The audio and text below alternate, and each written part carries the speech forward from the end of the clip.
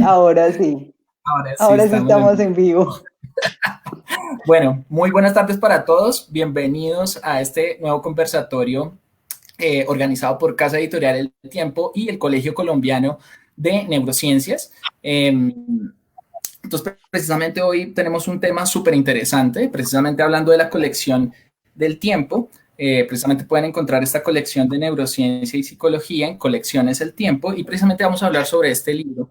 Bueno, no sobre el libro específicamente, sino sobre el tema de las emociones, que está en parte en este libro, que es sobre el cerebro y las emociones, sentir, pensar y decidir. Y pues tenemos una serie de expertos eh, que nos van a explicar y nos van a hablar muy bien sobre este tema de las emociones. Entonces tenemos al doctor Telmo Peña, que él es psicólogo y PhD en psicología experimental de Stony Brook en Estados Unidos y actualmente profesor de la Universidad Javeriana. Tenemos a la profesora Paula Herrera, que es médica y psiquiatra colombiana de la UPTC, de la UTP, de Universidad Tecnológica de Pereira, y luego hizo su maestría, hizo su especialidad en psiquiatría infantil en Francia, luego máster y doctorado en la Universidad de Versalles, también en Francia, y actualmente pues trabaja aquí en Colombia, en la Universidad de Pereira, y la profesora Zulma Dueñas, quien es la presidenta del Colegio Colombiano de Neurociencias. Ella es química y bióloga de Tunja y luego estuvo haciendo su doctorado en México y luego en la Universidad de California junto con Ricardo Milei y es profesora actualmente de la Universidad Nacional. Así que los dejo con ellos para este tema tan interesante. Muchas gracias. Mauricio, muchas gracias y gracias a nuestros invitados por estar hoy con nosotros. Y nada, sin más preámbulo a lo que vinimos. Vamos a hablar de sentimiento y emoción. ¿Cuál es la diferencia entre esos dos? ¿Quién de los dos comienza? A ver, si quieren, Telmo. pienso yo. Eh, Sí. Quiero hacer una advertencia primera, que mis intervenciones van a ser estrictamente desde la perspectiva psicológica, más que neurocientífica en particular, pero donde evidentemente la psicología tiene mucho que ver. En general, yo puedo concebir las emociones como un cambio abrupto en el comportamiento de un individuo como resultado también de cambios en la estimulación que un individuo recibe. Esa estimulación puede ser un estímulo aversivo o puede ser la presentación de un estímulo apetitivo o la eliminación de ese estímulo apetitivo. De esa manera ocurre a elementos de diferente naturaleza. Por una parte, hay una interrupción del comportamiento usual del individuo que está llevando a cabo cuando se produce el episodio emocional. Y en segundo lugar, hay una serie de cambios fisiológicos que fundamentalmente tienen que ver con respuestas viscerales de carácter tanto muscular, endocrino e incluso de cambios en sus umbrales perceptuales. A diferencia de eso, los sentimientos son para nosotros un conjunto de patrones reactivos de más larga duración y que tienen una función disposicional con respecto del comportamiento de la persona.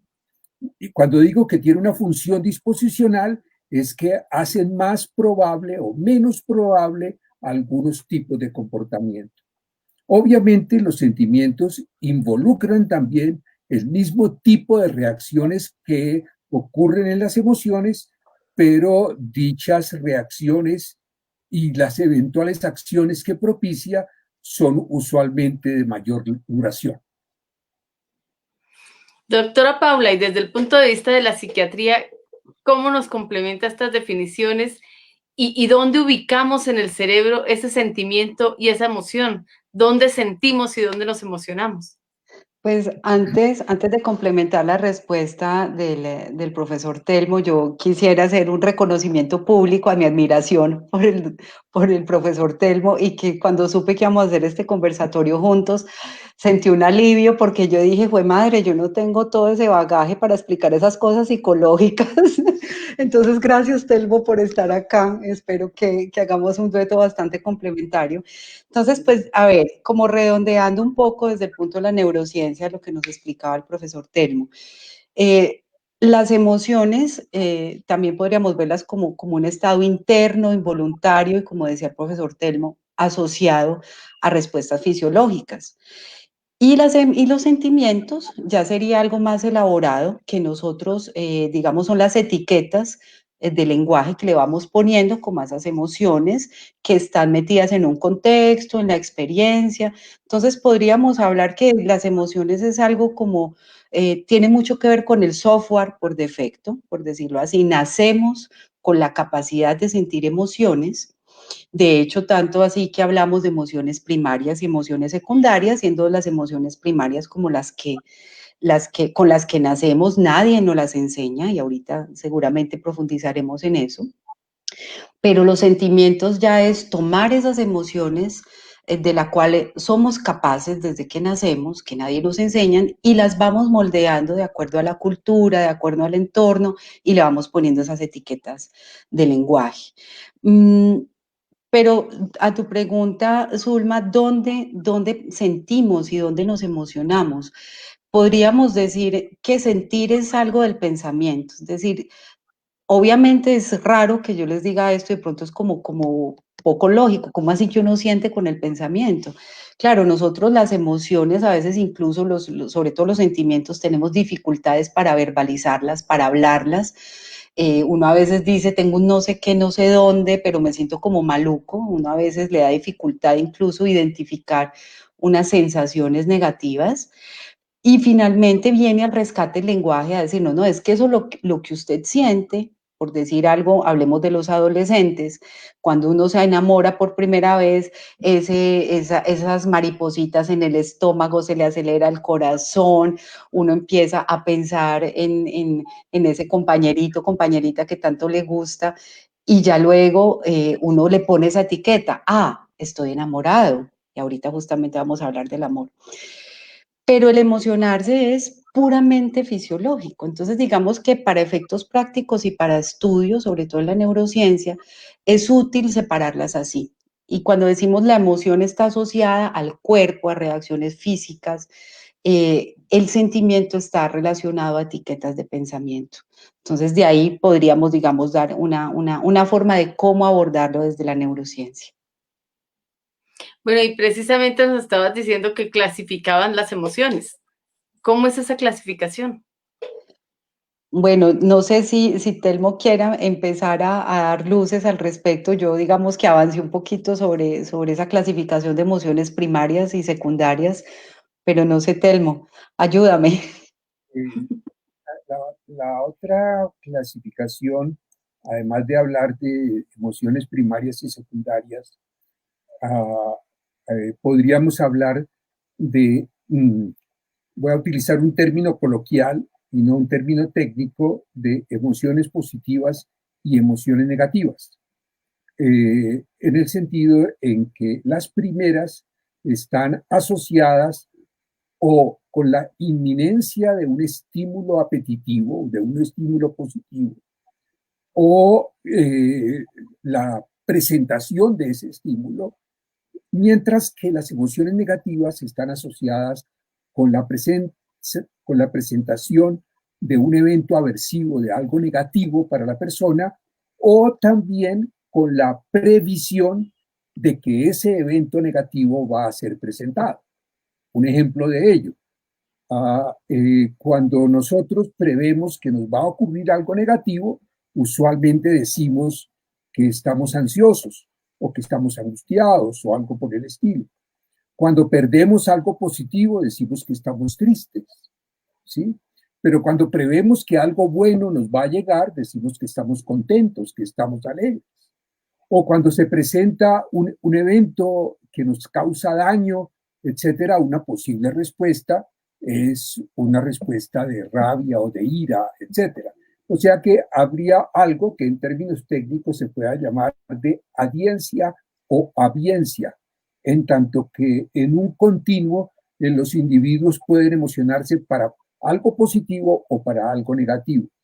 De todas maneras, en cualquiera de los dos casos, siempre cuando se presenta ese cambio más o menos abrupto, se produce una alteración general en el comportamiento.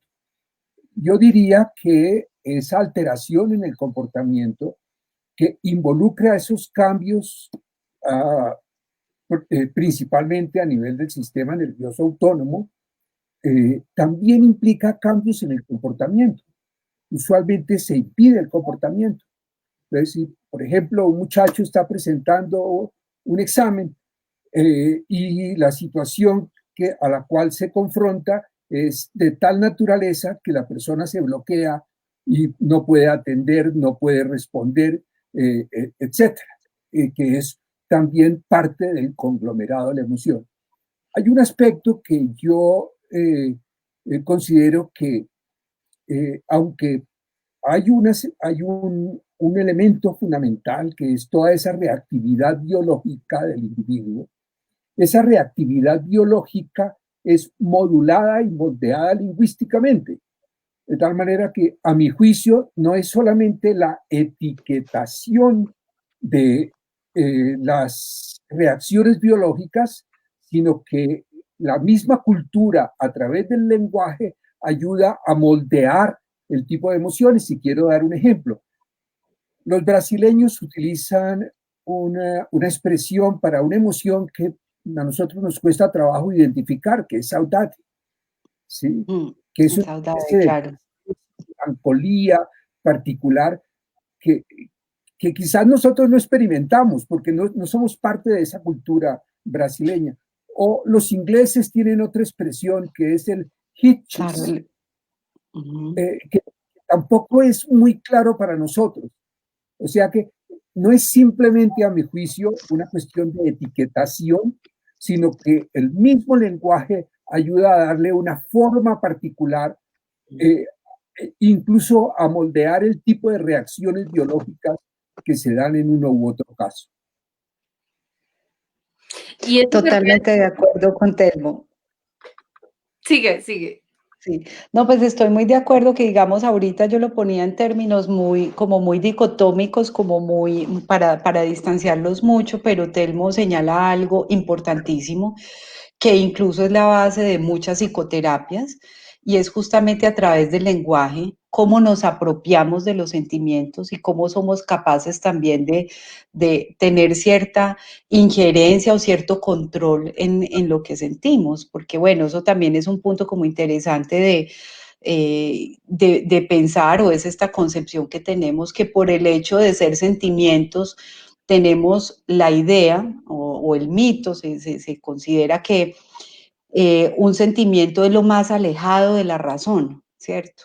Entonces, a uno le dicen, tome decisiones, y vamos a hablar de decisiones más adelante, tome decisiones con cabeza fría, es que no le meta sentimientos a la cosa.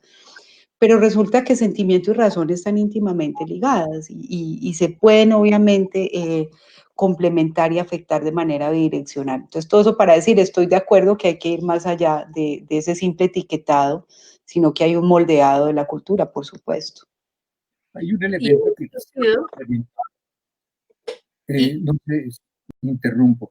Hay un elemento que quisiera complementar en relación con lo que Paula acaba de señalar, y es que realmente en todo nuestro comportamiento está cargado afectivamente.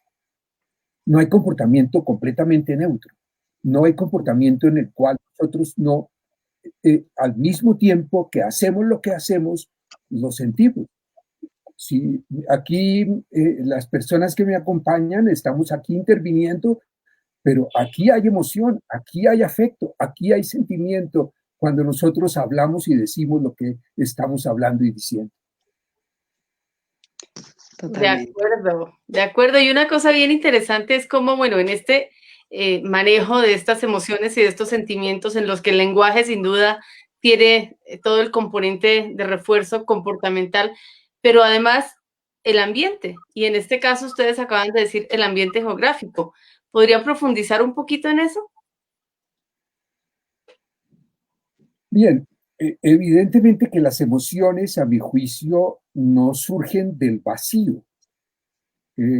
Los individuos somos parte de un mundo, y ese mundo que nos rodea es nuestro entorno, nuestro ambiente.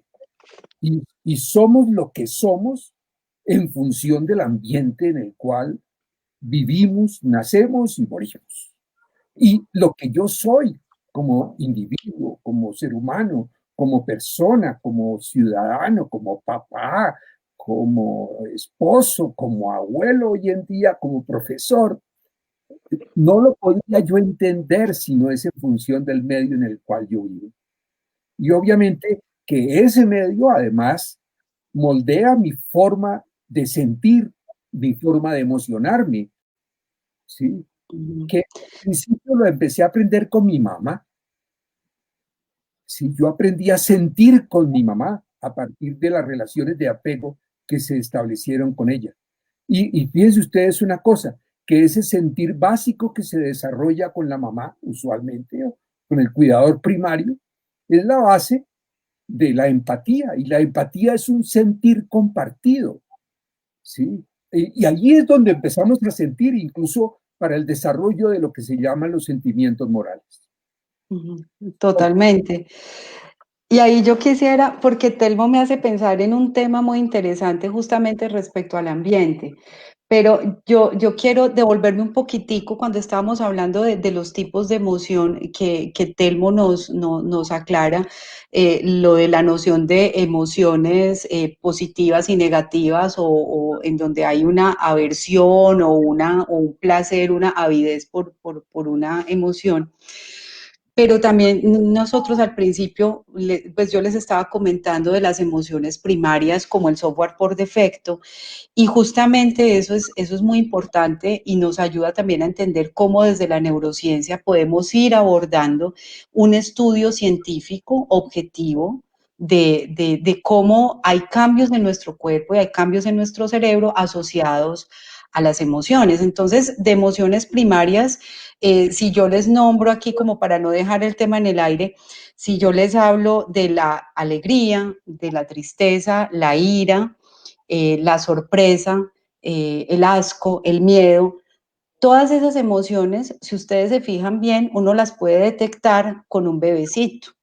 Un bebecito que todavía no tiene, que puede tener 4 o 5 meses, que no tiene manejo de lenguaje, que no está, entre comillas, contaminado por la cultura o por el ambiente familiar, un bebecito tiene reacciones que son visibles en su rostro y uno dice, este bebecito está contento o está triste o tiene rabia, ¿cierto?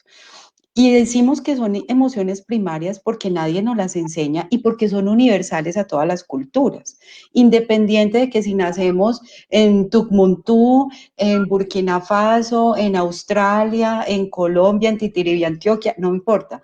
Todos nacemos, si no tenemos pues alguna patología del neurodesarrollo, nacemos con esa capacidad de sentir estas emociones primarias y ahí es donde empieza uno a armar ese edificio de la construcción como persona de lo que hablaba Telmo, que finalmente uno entonces en esa interacción con la mamá, con el papá, con la familia, incluso nada más que el ambiente térmico, es decir, si nacemos y crecemos en un clima cálido o en un clima frío, eso va a influir incluso en cierta forma como nosotros reaccionamos al entorno.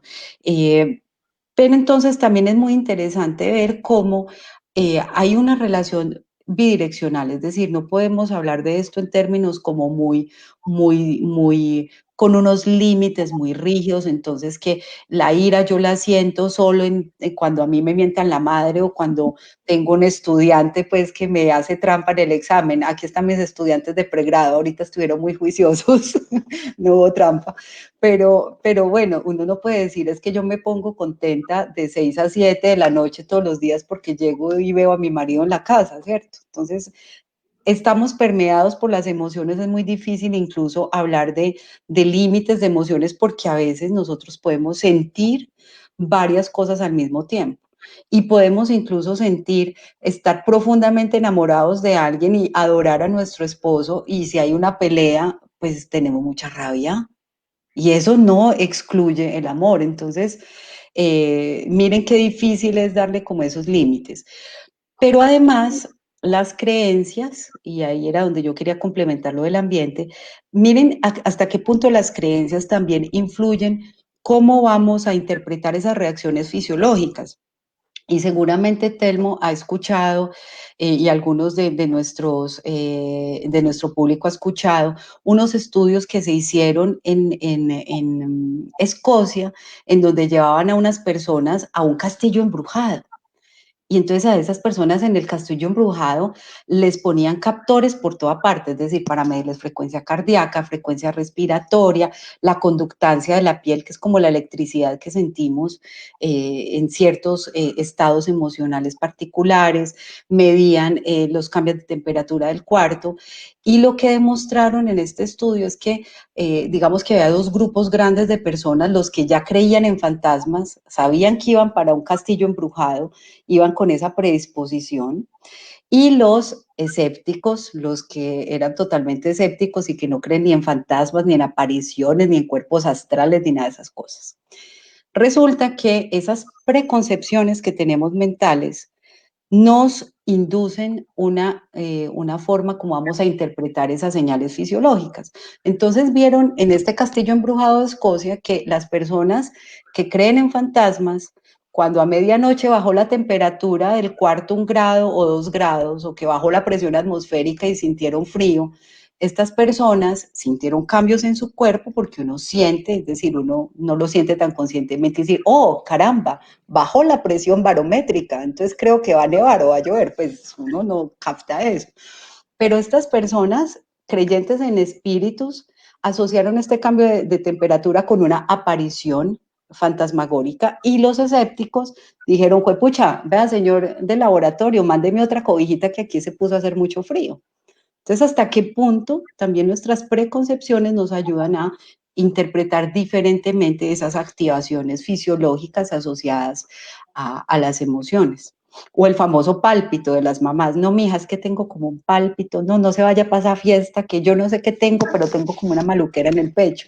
Maluquera en el pecho es que a la mamá no le gusta el amigo peludo que lo va a recoger a uno en el carro porque ese amigo no le conviene a mi hija. Tal cual. Y en ese sentido, viendo cómo se pueden estudiar esas reacciones físicas de las emociones, ¿de qué otra forma se estudian los mecanismos que están involucrados en esos procesos, tanto de los sentimientos como de las emociones? Porque en este experimento que nos cuentan es como fácil identificar, pero más allá de lo externo, ¿cómo se hace? Pues no sé, Telmo, si quieras comentar o... Si por lo no externo se refiere a lo biológico, organísmico, Exactamente. entonces la respuesta se la dejo a Paula. Ping pong, muy bien, recibo.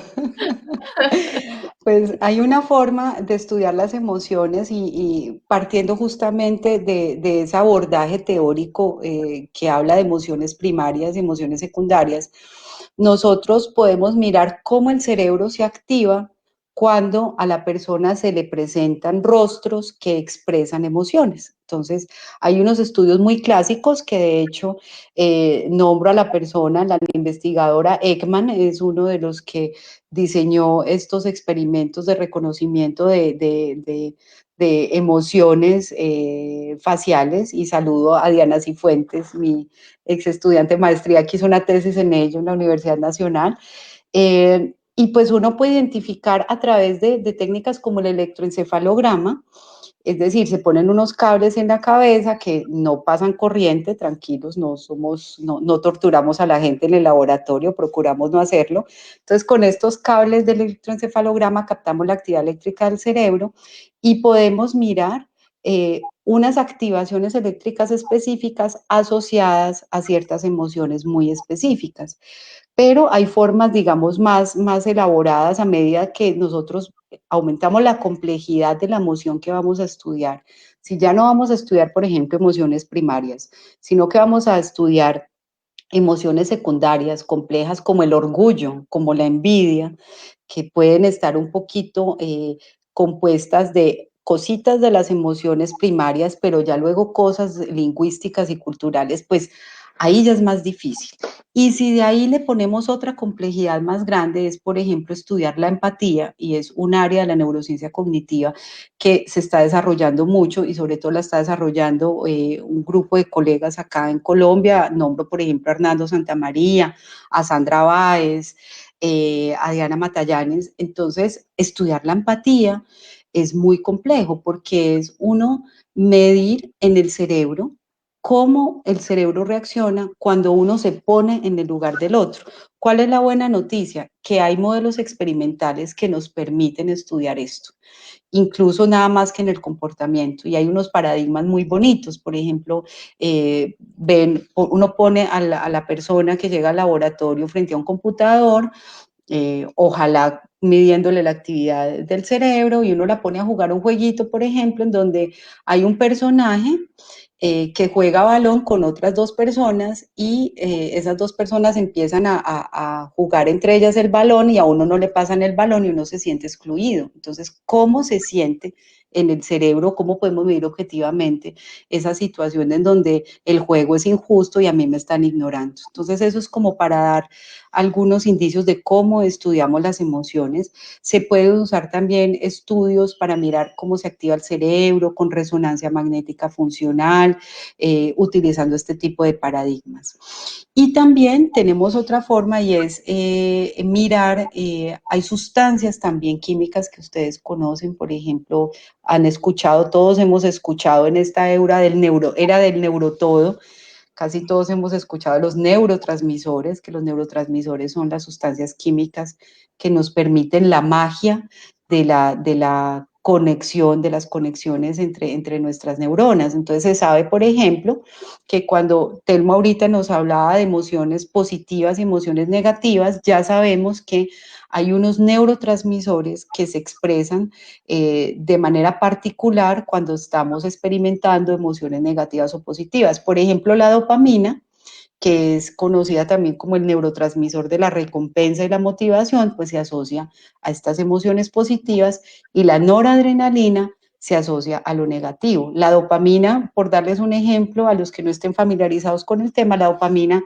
es la que se dispara cuando nosotros estamos en una situación muy agradable, o cuando consumimos una sustancia psicoactiva, o cuando estamos enamorados, y la noradrenalina cuando sentimos peligro, nos sentimos amenazados. Y en efecto, si uno está enamorado, ¿qué más pasa en el cerebro?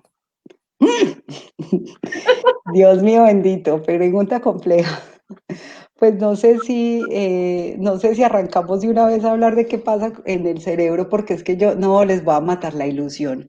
Contarles que ya ha habido neurocientíficos que se han inclinado al estudio científico de eso. Telmo, no sé, que nos diga como algo más dulce del enamoramiento, más desde lo psicológico, luego les mato la pasión.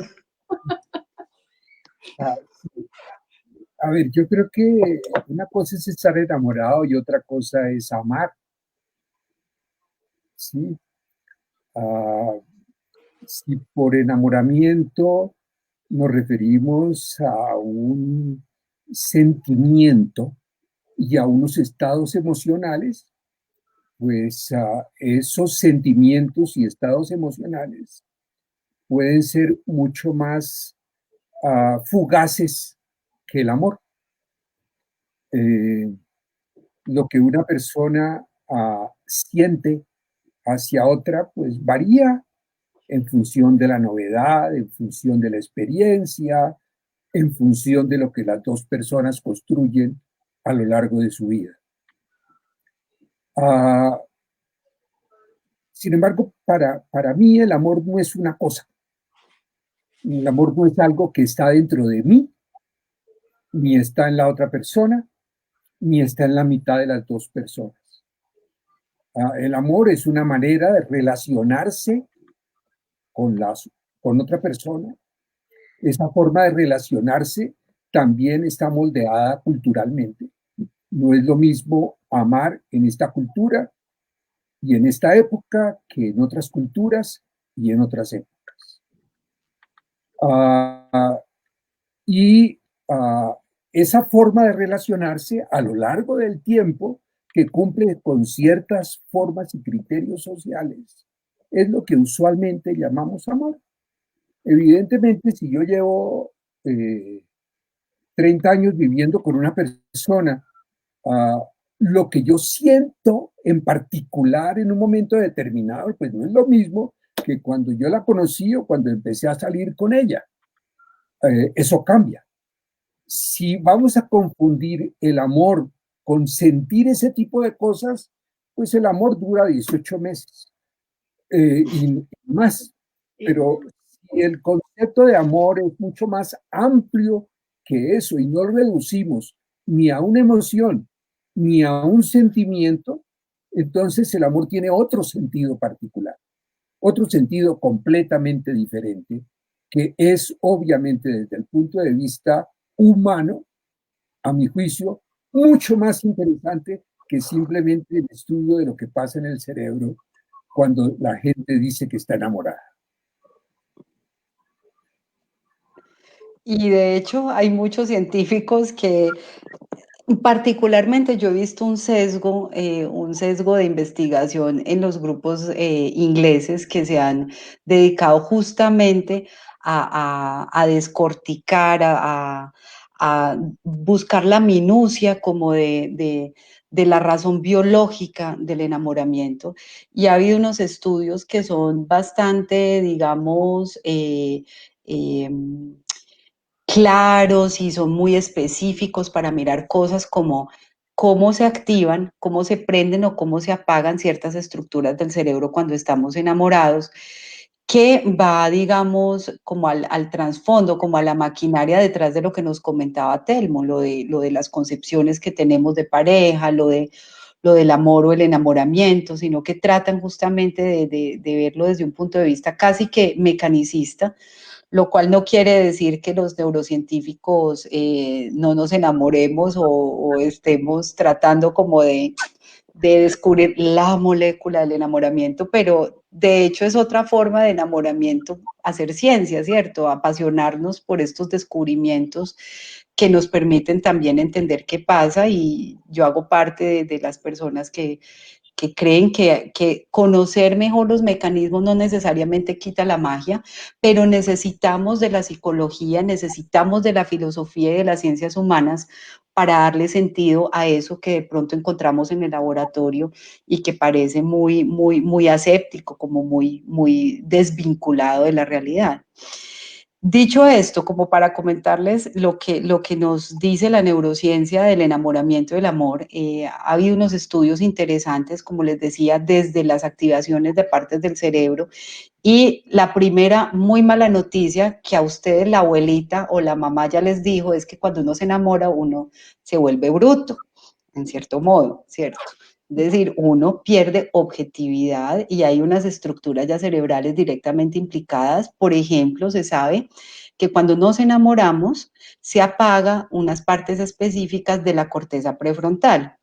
La corteza prefrontal, que está en la parte, como su nombre indica, detrásito de la frente, es la parte más moderna, digamos, más nueva desde el punto de vista evolutivo en lo que hemos desarrollado nosotros como seres humanos en nuestra evolución, y resulta que esa partecita del lóbulo frontal, de la corteza prefrontal, es la que nos ayuda a tomar decisiones lógicas, racionales, y cuando estamos enamorados, eso como que se apaga un poquito. Entonces eso puede explicar por qué uno no le ve defectos a la persona de la que se enamora, uno recién enamorado, y pasan los famosos 18 meses que decía Telmo, y uno ya empieza a decir, pero este no baja la tapa del baño, no es el hombre perfecto que yo creía, ¿cierto?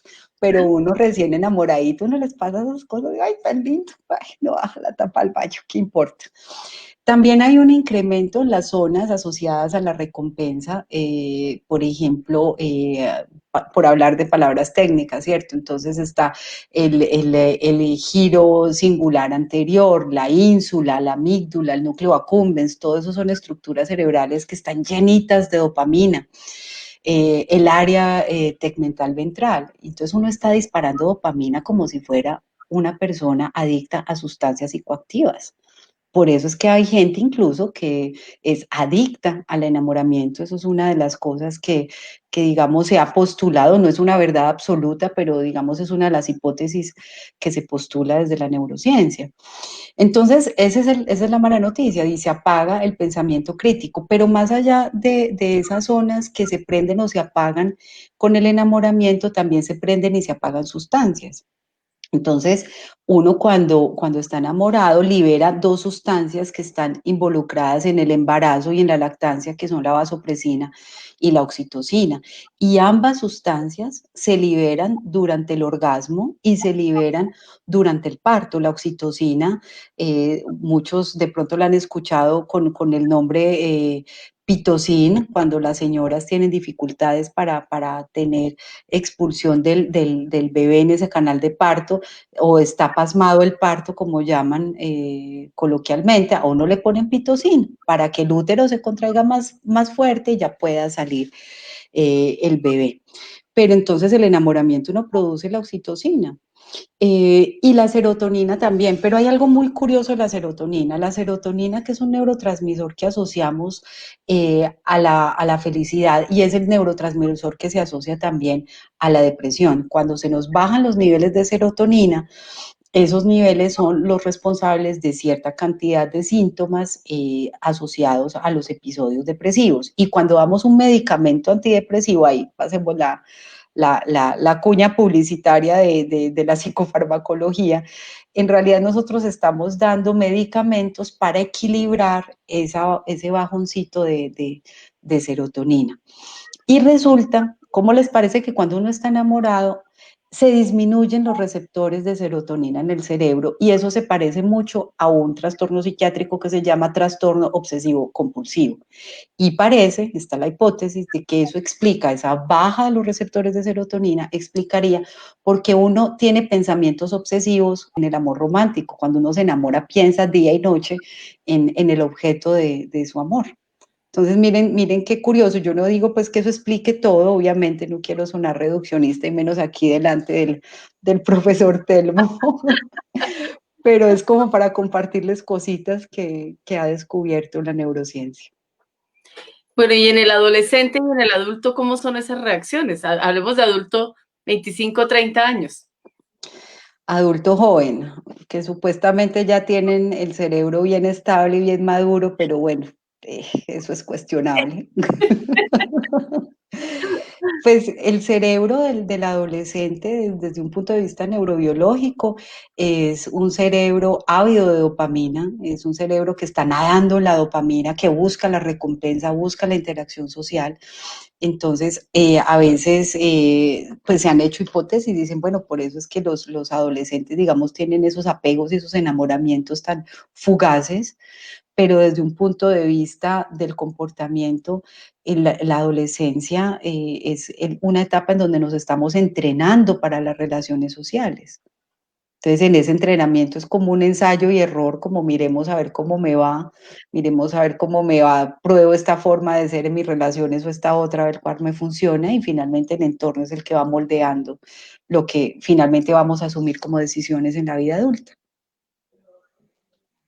Yo solamente quisiera complementar eso tratando de subrayar el hecho de diferenciar entre estar enamorado en el sentido que se ha mencionado, que es un estado especial, ¿sí? Algún colega mío decía que estar enamorado es lo más parecido a estar enfermo.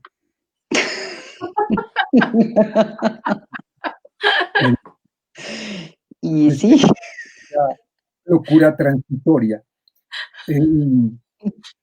que es distinto a amar, aunque uno pueda comenzar con lo otro. Eh, yo me pregunto, y no sé si Paula sepa, yo no conozco, si hay estudios neurocientíficos con respecto de eso que llamamos amor, que ya no tiene esas características del enamorarse, ¿sí? Dos personas de tercera edad que han vivido durante mucho tiempo juntas y dicen amarse profundamente, pero evidentemente que es posible que ya no tengan sexo, pero disfrutan de la compañía del uno con el otro, son solidarios el uno con el otro, les hace falta el uno al otro, eh, dan la vida por el otro, eh, pero difícilmente uno podría decir ya que están enamorados, ¿sí? Y muy probablemente también hay correlatos fisiológicos asociados con eso que podríamos llamar amor. Por supuesto, y es esa separación que hace Telmo, eso que él subraya de la diferencia entre el enamoramiento y el amor a largo plazo. Eso pues ha habido estudios que tratan de responder a eso y claro, Telmo tiene razón. Cuando nosotros estamos enamorados y que eso tiene casi que una fecha de vencimiento, Telmo hablaba de 18 meses, los más optimistas hablan de 3 años, 7 años y en casos rarísimos toda la vida. Pero pues es terrible uno estar enamorado pues con la mitad del cerebro racional apagado por toda su vida, pues es muy complejo. Pero entonces ese enamoramiento sí, y hay unas hormonas específicas relacionadas con eso, y hormonas y sustancias, por ejemplo, la dopamina, el neurotransmisor de la recompensa, la motivación, el placer. Pero supuestamente tiene mucho que ver también con cómo uno le hace mantenimiento a esa dopamina a través de la oxitocina y la vasopresina. Y la oxitocina y vasopresina que ahorita hablábamos, que se asocian a los orgasmos y se asocian al placer sexual. Afortunadamente, no solo se necesita del placer sexual para liberar vasopresina y oxitocina en una relación.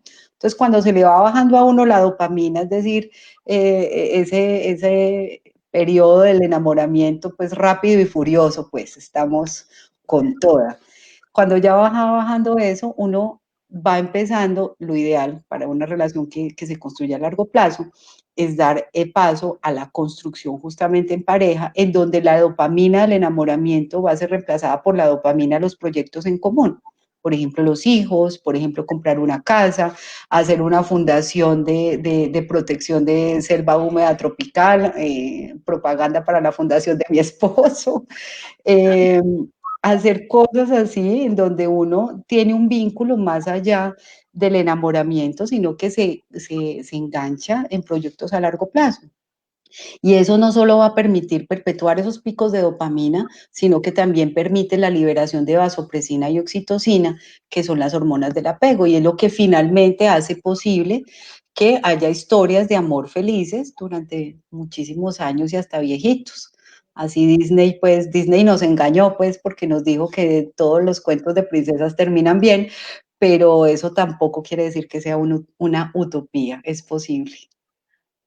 Muy bien, y volviste a un tema muy interesante que es el apego, ese amor inicial.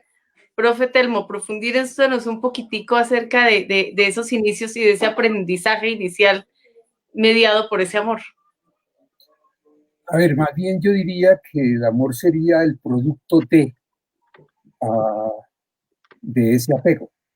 Eh, típicamente, el bebito cuando nace tiene unos sistemas reactivos que implican para su supervivencia el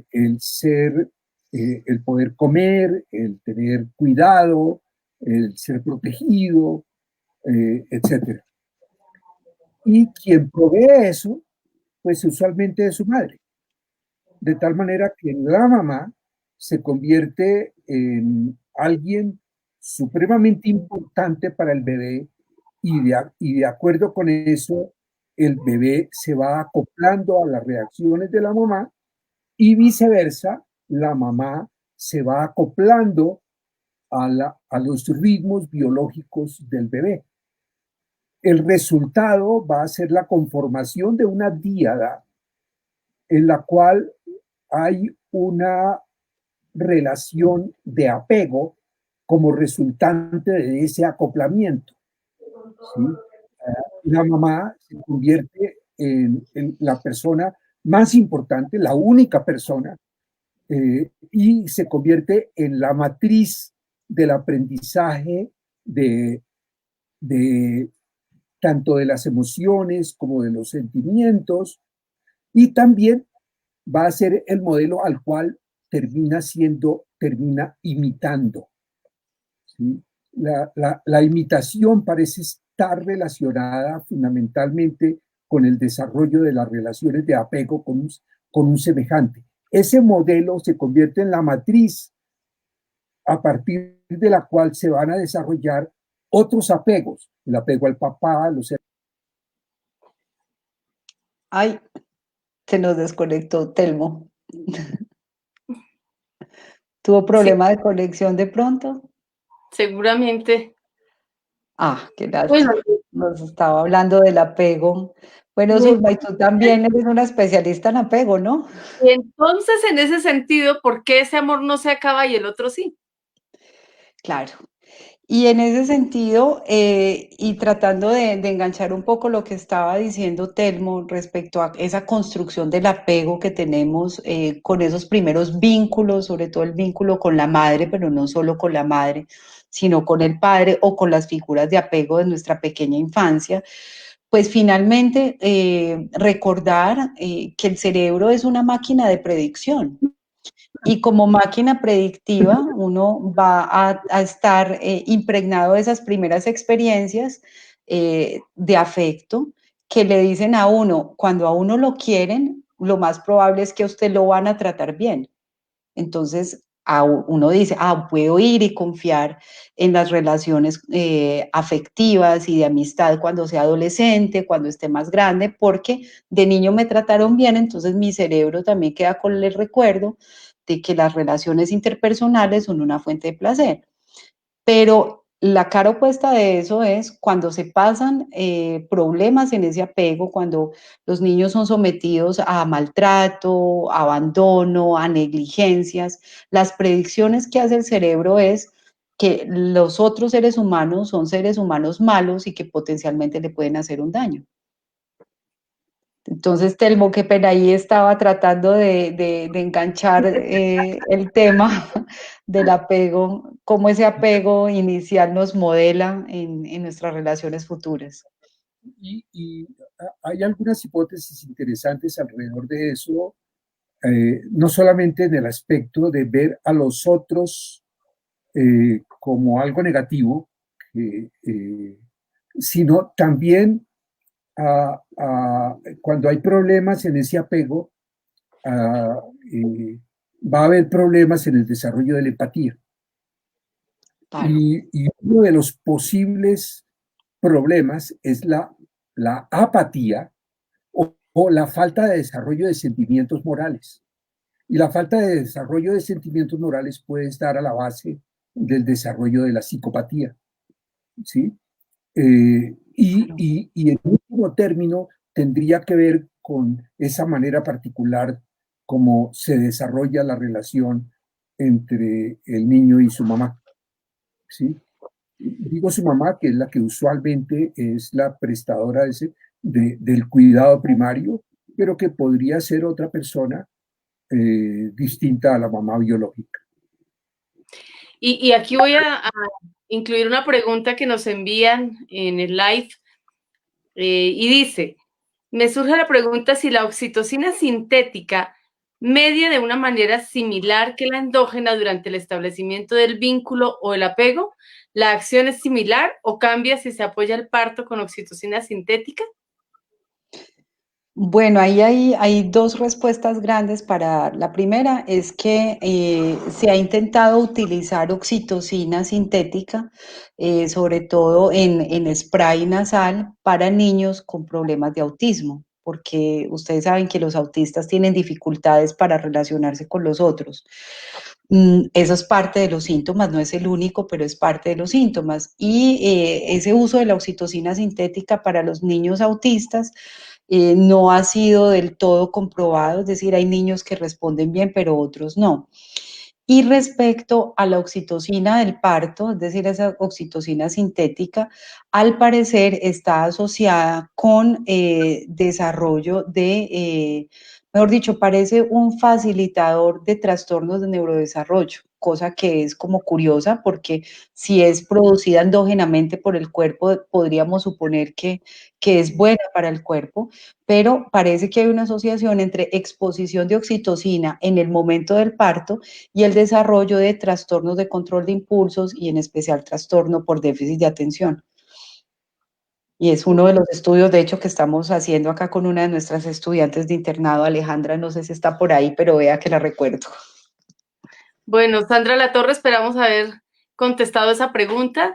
Y ya en este viaje que hemos hecho de sentimientos y emociones y desde el comienzo y el amor y el cerebro, tratemos de complementar un poco con aprendizaje, ¿no? Con sentimientos, emociones, aprendizaje y toma de decisiones que son tan importantes en el desarrollo de nuestra vida afectiva y emocional. A ver, yo mencionaba inicialmente con tal vez mi primera intervención que los sentimientos y emociones tienen una función disposicional para el comportamiento de la persona, ¿sí?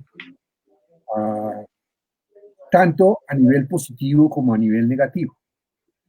Un estado emocional particular o la presentación de un sentimiento particular puede favorecer el que yo solucione un problema o puede dificultar que yo solucione un problema y por lo tanto puede afectar mi comportamiento. Es posible que cierto nivel emocional moderado facilite la solución de problemas e incluso la toma de decisiones.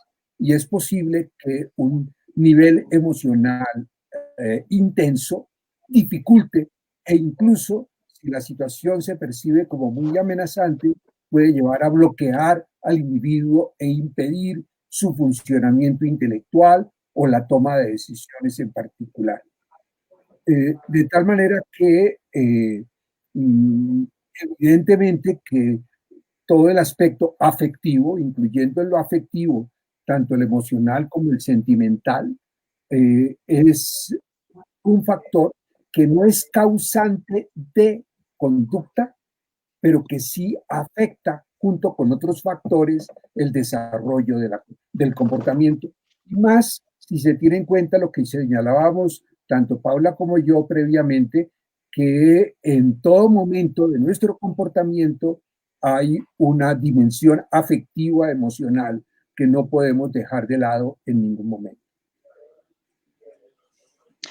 Es correcto. De hecho, eso nos lleva también a hablar de algo que se llama la conciencia. Y la conciencia incluso en términos neurológicos y conciencia, entendiéndola como qué es lo que nosotros nos damos cuenta que hacemos y que llega a nuestro teatro mental y nos dice, yo estoy haciendo tal cosa por tal otra. Pero sabemos por diferentes abordajes teóricos y por estudios de neurociencia que en realidad lo que nosotros como seres humanos procesamos de manera consciente es un mínimo de la información que nos llega al cerebro. Es decir, que nosotros somos básicamente inconscientes, pero en un término también muy neurológico de la palabra, y es que nosotros en este momento, este ejemplo siempre lo doy cuando hablo de conciencia, y es que ustedes no están conscientes de la presión que tiene su cuerpo sobre la silla, ni de la temperatura del cuarto, o el vecino que está hablando, o el ruido que le está haciendo el computador, pero apenas yo lo nombro, ustedes de pronto se vuelven conscientes de eso, ¿cierto? Pero así como nombramos 3 cositas nomás, hay una gran cantidad de cosas que estamos procesando permanentemente y que ni cuenta nos damos, porque eso le implicaría al cerebro un gasto energético muy grande. Es decir, si uno se pone a estar alerta de absolutamente todo lo que pasa alrededor, pues eso nos implicaría un gasto de energía y no podríamos hacer una cantidad de procesos automáticos. ¿Eso qué tiene que ver con las emociones? Tiene que ver con lo que nos estaba comentando Telmo. Cuando uno toma una decisión, indefectiblemente, invariablemente, va a haber algo de emoción allí, pero esa emoción también puede pasar a través de cambios sutiles fisiológicos como cambios en nuestra frecuencia cardíaca, cambios en nuestra conductancia de la piel y además lo que yo les hablaba del cerebro predictivo, en donde uno está en una situación sin necesidad de traer a la conciencia absolutamente todos los recuerdos parecidos a esa situación. El cerebro rápidamente puede generar una predicción y genera una alarma y le dice, pilas, que esto a usted ya le pasó. Y son los famosos pálpitos que estábamos hablando, o como esas intuiciones. Resulta que las intuiciones, no quiero quitarle la magia a los que crean pues en mentiras, quitémosla, los que crean en cosas esotéricas, pero esas intuiciones, más que cosas sobrenaturales, las podemos incluso medir y medir objetivamente, porque es nuestro cerebro diciéndonos, yo tengo la información suficiente para mandarle a usted una alerta y decirle que en esta situación usted debe desconfiar. O al contrario, usted puede confiar. Y eso lo tenemos cuando conocemos gente nueva que no sabemos por qué. Automáticamente hay gente que nos cae supremamente bien, otra que nos cae muy mal, o cuando nosotros vamos a hacer un negocio o nos están proponiendo algo, uno dice, pero no sé por qué hay algo que como que no me suena, pero es ahí el cerebro prediciendo y los mensajes fisiológicos enviándole informaciones a ustedes para que tomen decisiones. Entonces hay sujetos que incluso pierden esa capacidad de detectar esas señales fisiológicas y a pesar de tener el cerebro racional intacto, no son capaces de tomar decisiones adecuadas porque se les escapa ese componente emocional que en su mayoría puede ser inconsciente. Muchas gracias. Bueno, voy a hacer una pregunta desde el live para el profesor Telmo. David Ricardo Pérez le pregunta, desde la psicología interconductual, ¿cómo se ponderan las emociones morales y las emociones básicas? ¿Se podrían incluir en una misma categoría o obedecen a sistemas diferentes? Ok. Más que de emociones morales, hablamos de sentimientos morales. Los sentimientos morales que se forman, como decíamos previamente, en términos de la relación especialmente con la madre y con los primeros cuidadores, acerca de lo que está bien y de lo que está mal, de que nosotros sentimos que hay cosas que están bien y otras cosas que están mal y que dependen de lo que para nuestra madre, por ejemplo, es bueno o es malo. Y eso tiene que ver con las cosas más básicas, más primarias, más elementales en la vida de una persona. Y a partir de eso, se va desarrollando lo que nosotros llamamos un juicio de hecho, que no es un juicio racional, sino que tiene que ver un poco con lo que decía Paula hace un momento, y es que hay ciertas cosas que sentimos que están mal hechas. Tradicionalmente se la llama la voz de la conciencia, y que hay ciertas cosas que están bien hechas, ¿sí? Y eso nos acompaña gran parte de nuestra vida y luego va siendo moldeado por las experiencias y por el tipo de personas que nosotros vamos encontrando luego en el colegio, en los amigos, en nuestras parejas, que van moldeando nuestra forma de sentir en relación con lo que es correcto, lo que es incorrecto, lo que es adecuado, lo que es inadecuado. El juicio racional es posterior a eso, a veces justificatorio, a veces de racionalización de lo que nosotros sentimos, ¿sí? De hecho, yo soy bastante convencido de que la mayor parte de los problemas que yo como psicólogo atiendo en consulta son problemas que surgen de que alguien valora negativamente el comportamiento de alguien con quien se relaciona o el comportamiento propio. Y como consecuencia de eso, la persona se siente vergüenza, siente culpa, siente ansiedad, siente rabia, etcétera, que son la base de los sentimientos morales que dan lugar incluso a acudir a un profesional para que lo ayude a uno a solucionar ese tipo de situaciones que generan malestar. Bueno, el tiempo cuando uno está en conversaciones tan agradables vuela y seguramente se nos quedaron en el tintero muchas preguntas por contestar, pero queremos volver a invitarlos. Habrá una nueva sesión, esperamos contar con ustedes y a todos de nuevo gracias por su compañía. Les recordamos las colecciones El Tiempo que están sobre neurociencia y psicología y desde el Colegio Colombiano de Neurociencias invitarlos a que se hagan miembros de esta organización de neurocientíficos que queremos compartir con ustedes mucho de lo que se hace en el laboratorio y desde la psicología. Gracias a nuestros invitados por estar con nosotros. Esperamos continuar estas charlas que nos dejan ahí a todos emocionados, llenos de buenos sentimientos y pensando en esos sentimientos morales. Gracias por compartir. Gracias. Gracias, muy amables. Ha sido Muchas muy interesante, gracias. agradable Gracias. conversar